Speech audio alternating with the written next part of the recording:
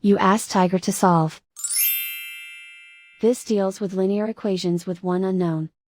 The final result is x equals -10. Let's solve it step by step. Simplify the expression. Group like terms. Simplify the arithmetic. Group like terms. Simplify the arithmetic. Group all x terms on the left side of the equation.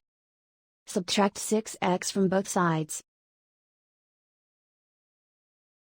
Group like terms. Simplify the arithmetic. Group like terms. Simplify the arithmetic. Group all constants on the right side of the equation. Subtract 20 from both sides.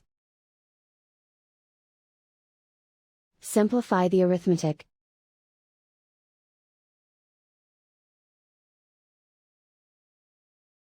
Convert the x into a positive number. Multiply both sides by -1. Remove the ones. Simplify the arithmetic.